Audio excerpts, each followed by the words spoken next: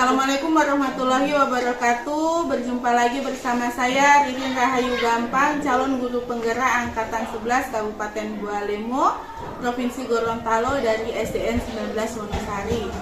Hari ini saya akan melakukan wawancara bersama kepala sekolah guna memenuhi tugas modul 3.1 pengambilan keputusan berbasis nilai-nilai kebajikan sebagai pemimpin. Kali ini saya tidak sendiri, saya bersama kepala sekolah saya yaitu Ibu Irna Dunggio SPD. Assalamualaikum. Waalaikumsalam warahmatullahi wabarakatuh. Selamat pagi Ibu. Maaf mengganggu waktunya hari ini. Hari ini saya akan melakukan wawancara guna memenuhi tugas saya demonstrasi kontekstual yaitu pengambilan keputusan yang berbasis nilai-nilai kebajikan sebagai pemimpin.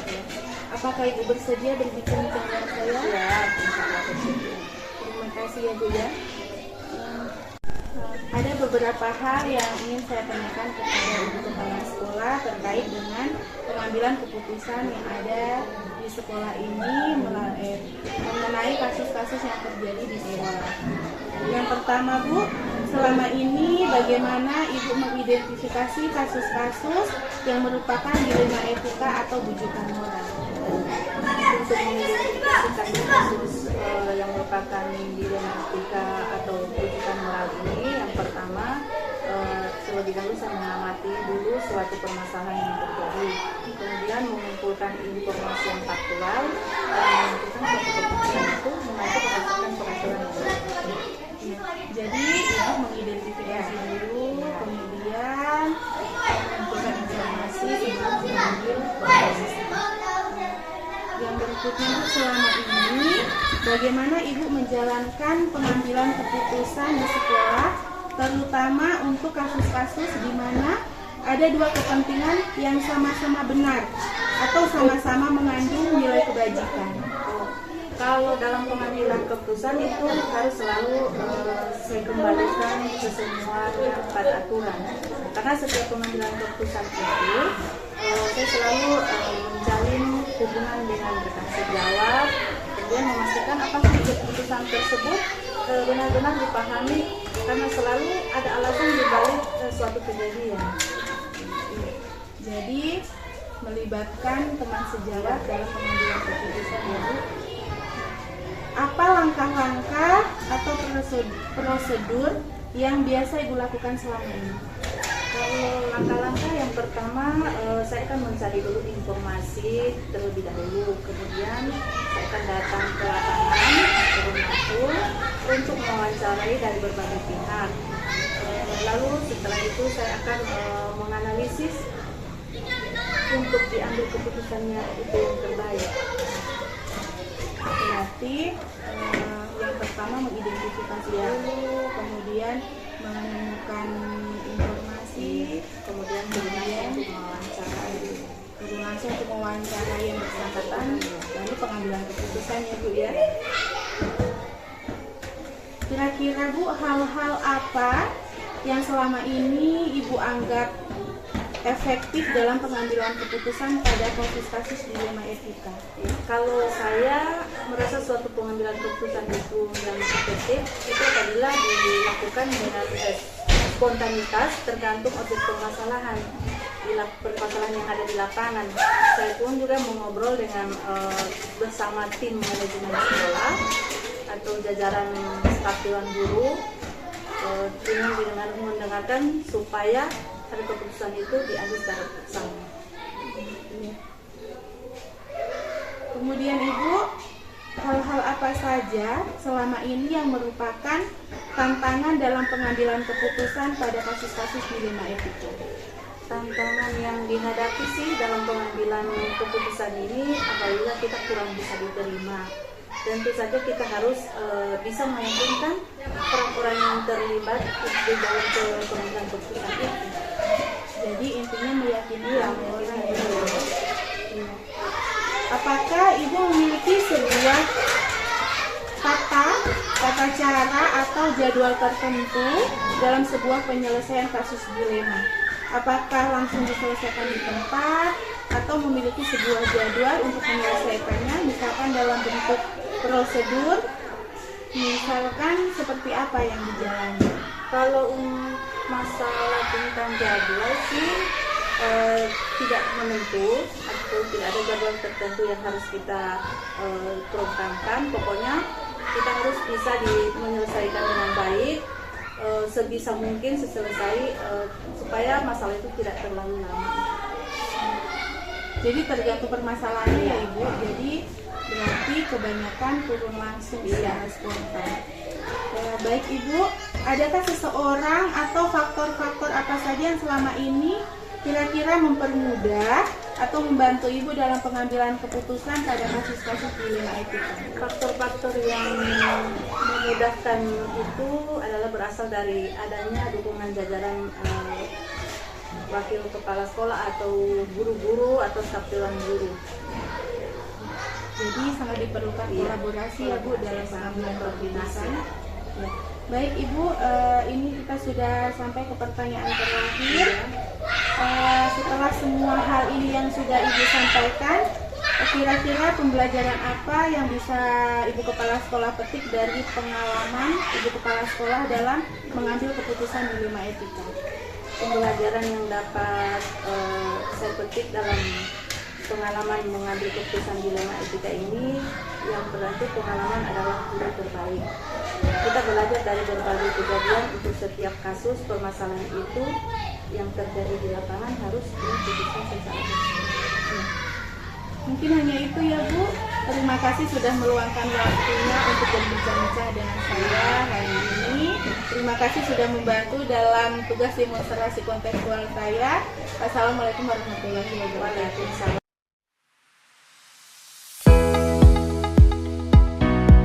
Hari ini saya tidak sendiri, saya ditemani oleh Kepala SMP Negeri 9 Satak Wonosari, yaitu Ibu Mizan Artini, MPD.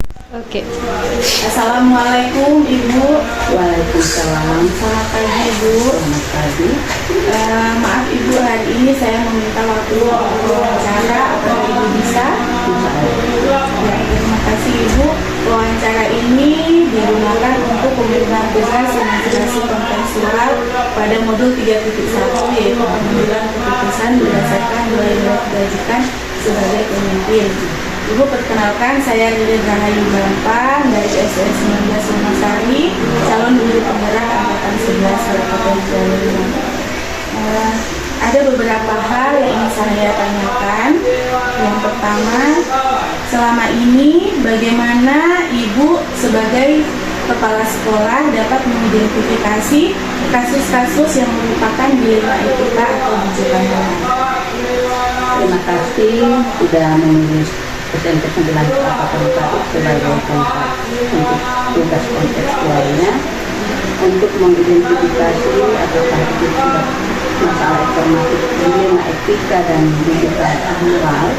Kalau untuk dilema etika itu kita sudah ada satu masalah yang sama yang kita hadapkan untuk kita mengambil satu keputusan yang ada di dalam satu instansi.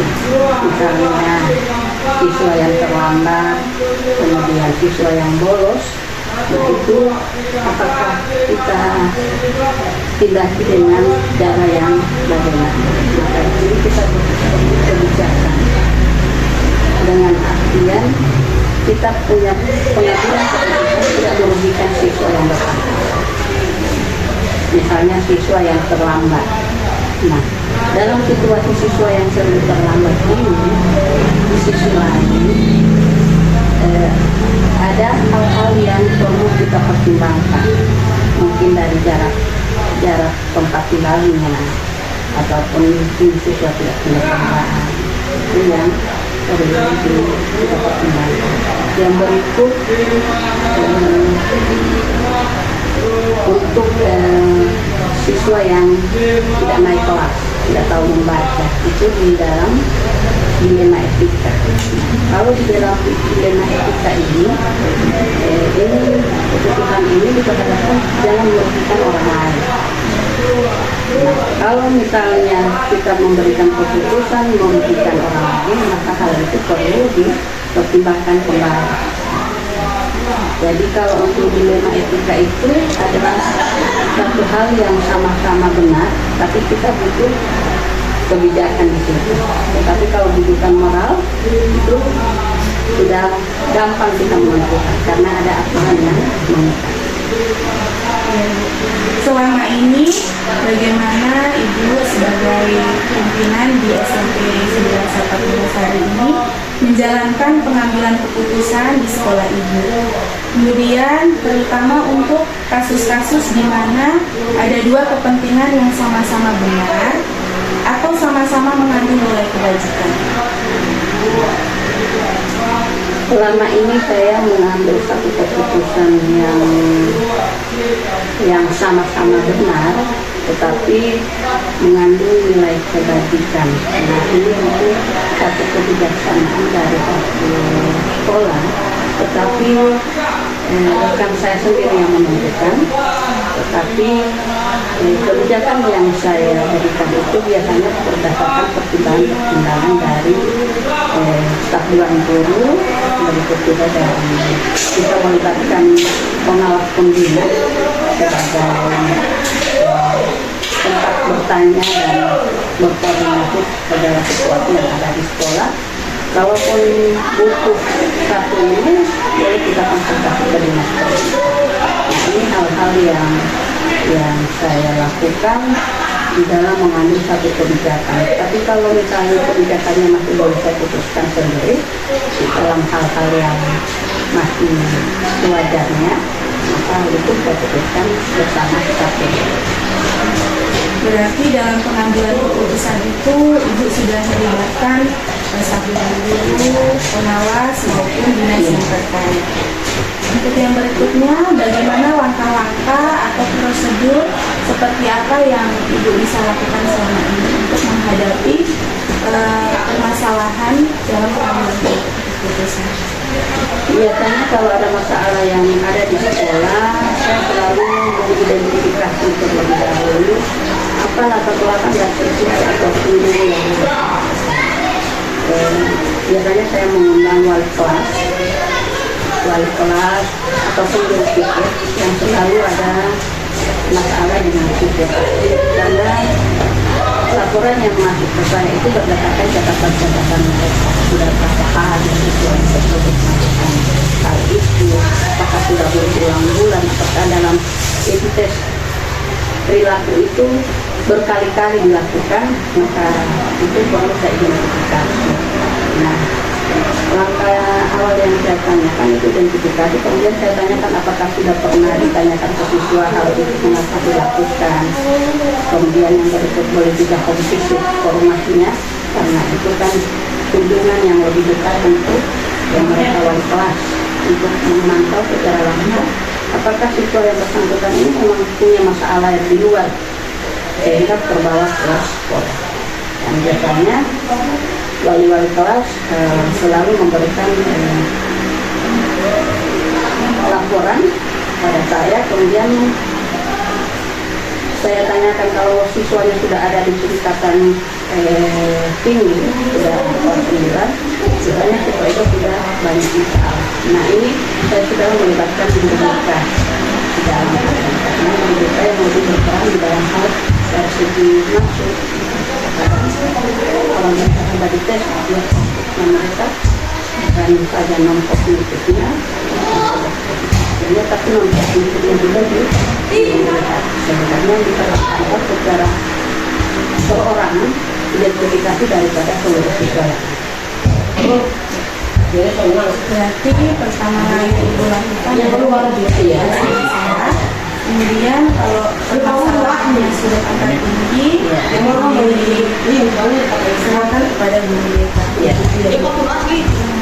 Yang berikutnya, hal-hal apa saja selama ini yang merubah tantangan dalam pengambilan keputusan pada kasus-kasus dilema etika?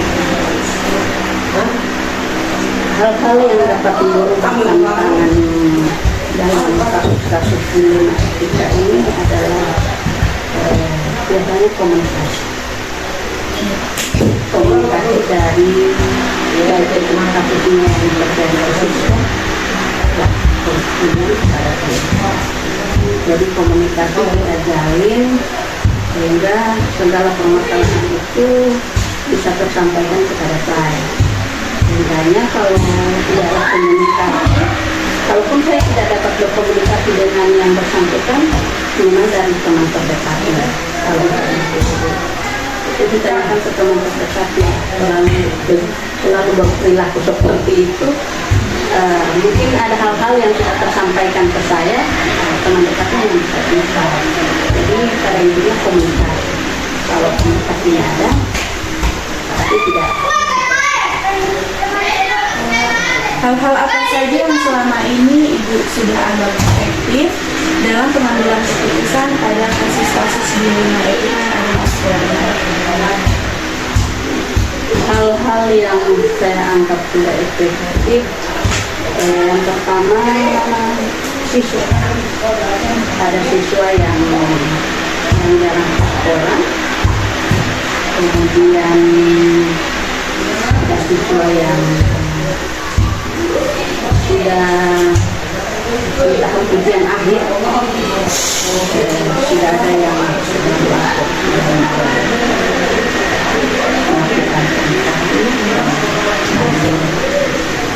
perlu ada kebijakan di sini. Kebijakannya karena ini sudah batas sudah mulai maka tetap diberikan kebijakan untuk tetap sekolah karena hal-hal itu kan terjadi di luar tanggung jawab dari kita sebagai kepala sekolah, tapi kita punya tanggung jawab secara pendidikan, anak tetap kita berikan ijazah. Kemudian kalau untuk anak-anak yang sudah sekolah itu dalam saya bukan melihat sisi negatifnya sekolah, tetapi dari sisi lain ini bisa ekstra untuk nilai karakternya juga untuk sisi nilai agama yang tadi. Tetapi untuk sisi untuk sekolah itu tahunnya terlambat, dia tidak pernah ada. Dan alhamdulillah sekarang anak itu sudah ada di kelas 9 dengan berbagai macam problemnya dari kelas 7, 8, dan hingga sekarang sudah kelas 9. Dan saya lihat anak itu sudah dapat bertahu dengan teman-temannya. Hal-hal ini selalu terbelenggu untuk guru, tetapi saya selalu memberikan kebijakan kepada guru, jangan melihat dari sisi lain, sisi lain yang positif yang Jadi Ibu sudah memberikan kebijakan yang seluas-luasnya untuk memenuhi permasalahan dari siswa tersebut.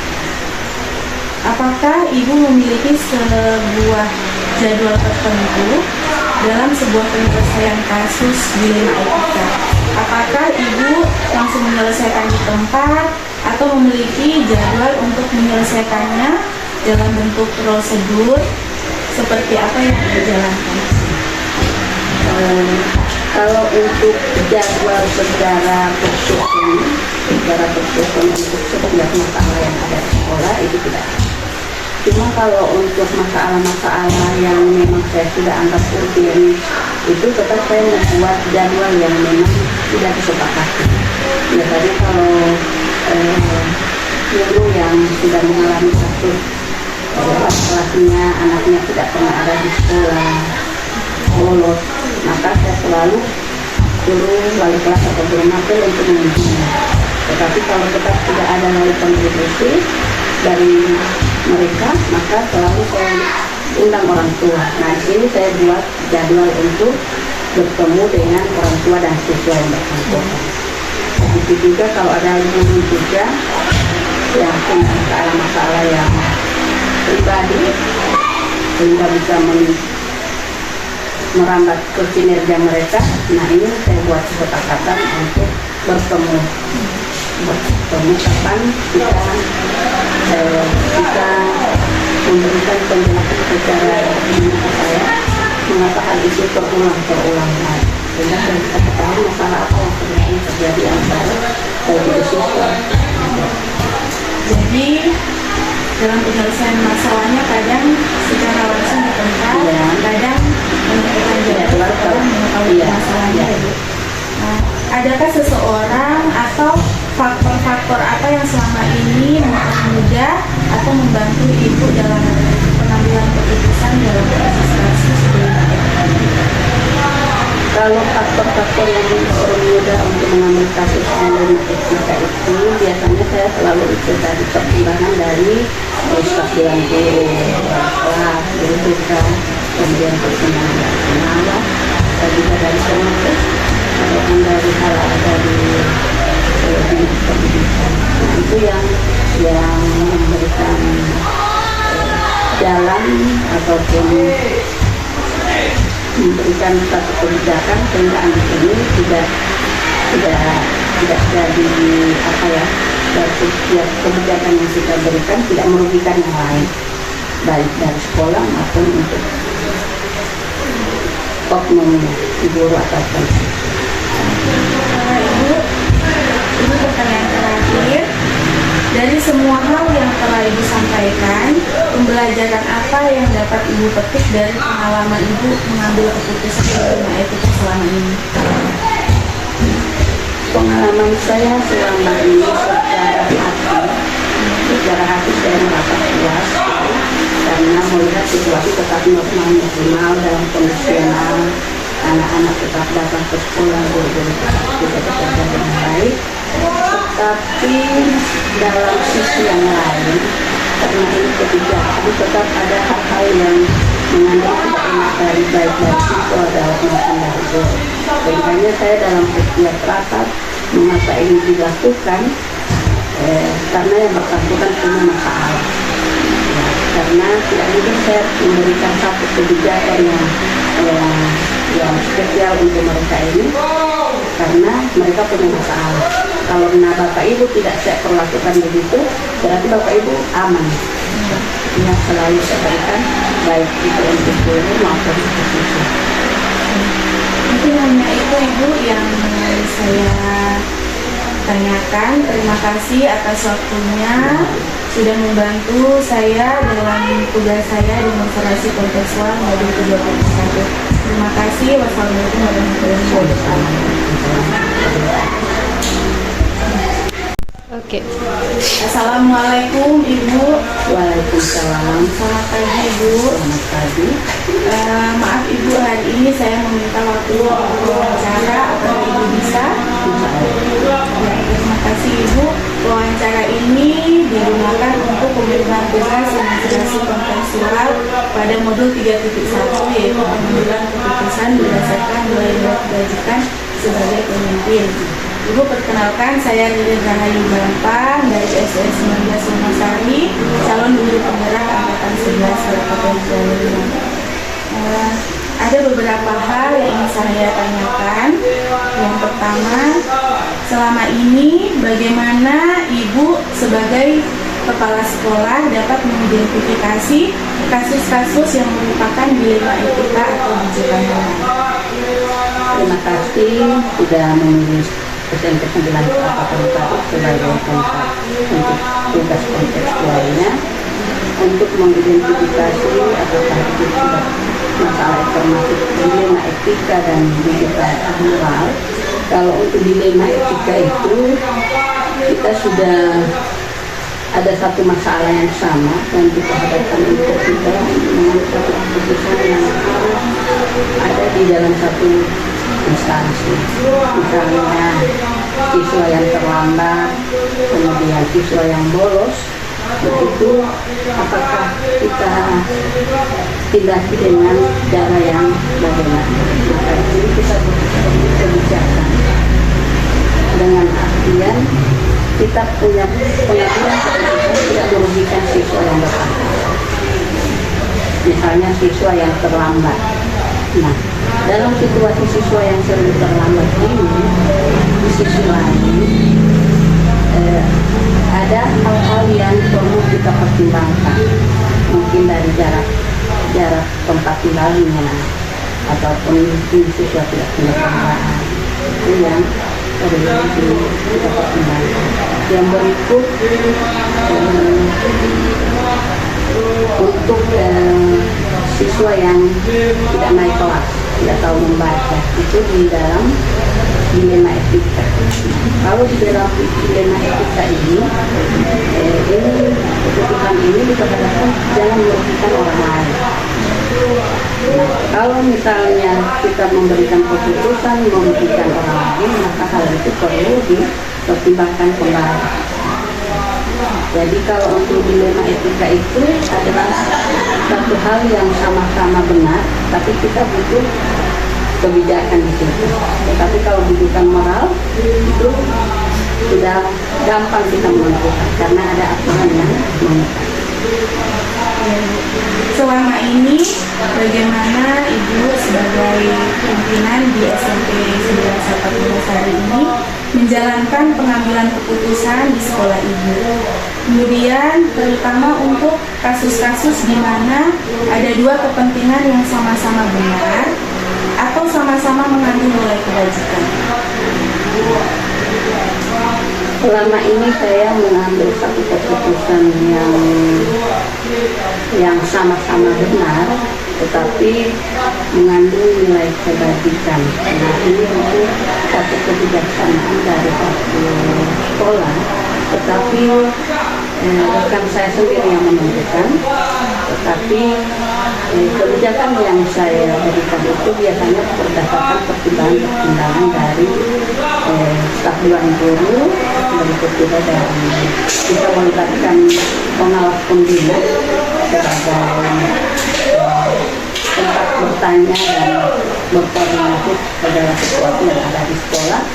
Kalaupun butuh satu ini, boleh kita konsultasi ke dinas pendidikan. Nah, ini hal-hal yang saya lakukan di dalam mengambil satu kebijakan. Tapi kalau misalnya kebijakannya masih boleh saya putuskan sendiri di dalam hal-hal yang masih sewajarnya, maka itu saya putuskan bersama satu. Berarti dalam pengambilan keputusan itu Ibu sudah melibatkan staf guru, pengawas maupun dinas yang terkait. Untuk yang berikutnya, bagaimana langkah-langkah atau prosedur seperti apa yang Ibu bisa lakukan selama ini untuk menghadapi permasalahan dalam pengambilan keputusan? Biasanya kalau ada masalah yang ada di sekolah, saya selalu mengidentifikasi terlebih dahulu apa latar belakang dan siswa atau guru yang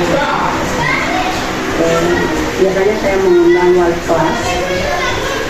kelas ataupun guru pikir yang selalu ada masalah dengan siswa, karena laporan yang masuk ke saya itu berdasarkan catatan-catatan mereka, sudah berapa hari siswa tersebut melakukan hal itu, apakah sudah berulang-ulang, apakah dalam tes perilaku itu berkali-kali dilakukan, maka itu perlu saya identifikasi. Nah, langkah awal yang saya tanyakan itu identifikasi, kemudian saya tanyakan apakah sudah pernah ditanyakan ke siswa hal itu mengapa dilakukan. Kemudian yang berikut boleh juga komisi formasinya, karena itu kan kunjungan yang lebih dekat untuk yang mereka wali kelas untuk memantau secara langsung apakah siswa yang bersangkutan ini memang punya masalah yang di luar sehingga terbawa ke sekolah. Dan biasanya wali-wali kelas selalu memberikan laporan pada saya, kemudian saya tanyakan kalau siswanya sudah ada di tingkatan tinggi, sudah kelas 9, biasanya siswa itu sudah banyak masalah. Nah, ini saya sudah melibatkan guru BK di dalam hal ini, karena guru BK yang lebih berperan di dalam hal dari segi masuk. Kalau mereka sudah dites, dia fokusnya mereka dan saja non-kognitifnya, tapi non-kognitifnya juga sebenarnya kita lakukan secara perorangan identifikasi daripada seluruh siswa. Berarti pertama kali Ibu lakukan adalah biasa. Kemudian kalau permasalahannya sudah agak tinggi, diserahkan kepada guru BK. Yang berikutnya, Hal-hal apa saja selama ini yang merubah tantangan dalam pengambilan keputusan pada kasus-kasus milenial? Hal-hal yang dapat merubah tantangan dalam kasus-kasus kita ini adalah biasanya komunikasi dari kasusnya yang terjadi di siswa,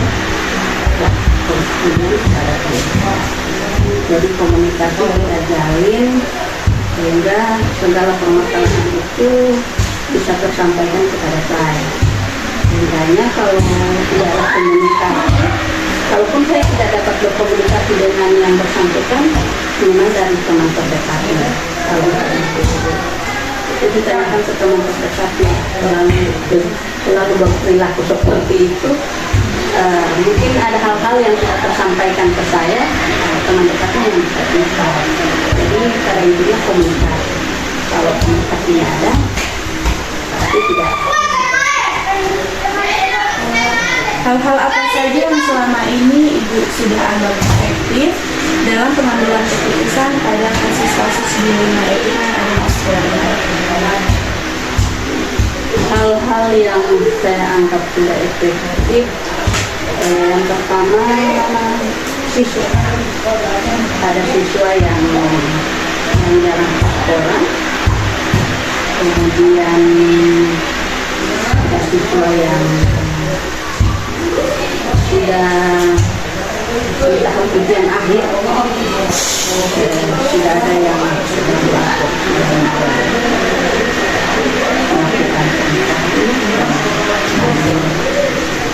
perlu ada kebijakan di sini. Kebijakannya karena ini sudah batas sudah mulai maka tetap diberikan kebijakan untuk tetap sekolah, karena hal-hal itu kan terjadi di luar tanggung jawab dari kita sebagai kepala sekolah, tapi kita punya tanggung jawab secara pendidikan, makanya tetap kita berikan ijazah. Kemudian kalau untuk anak-anak yang sudah sekolah itu dalam saya akan melihat sisi negatifnya sekolah, tetapi dari sisi lain ini bisa ekstra untuk nilai karakternya juga untuk sisi nilai agama tadi, tetapi untuk sisi untuk sekolah itu tahunnya terlambat, karena dia tidak pernah ada. Dan alhamdulillah sekarang anak itu sudah ada di kelas 9 dengan berbagai macam problemnya dari kelas 7, 8, dan hingga sekarang sudah kelas 9. Dan saya lihat anak itu sudah dapat bergaul dengan teman-temannya. Hal-hal ini selalu tergolong untuk guru, tetapi saya selalu memberikan kebijakan kepada guru, jangan dilihat dari sisi lain yang positif yang Jadi Ibu sudah memberikan kebijakan yang seluas-luasnya untuk memenuhi permasalahan dari siswa tersebut. Apakah Ibu memiliki sebuah jadwal tertentu dalam sebuah penyelesaian kasus dilema etika? Apakah Ibu langsung menyelesaikan di tempat atau memiliki jadwal untuk menyelesaikannya dalam bentuk prosedur seperti apa yang Ibu jalankan? Kalau untuk jadwal secara tersusun untuk setiap masalah yang ada di sekolah itu tidak. Cuma kalau untuk masalah-masalah yang memang saya sudah anggap urgent itu tetap saya membuat jadwal yang memang tidak disepakati. Biasanya kalau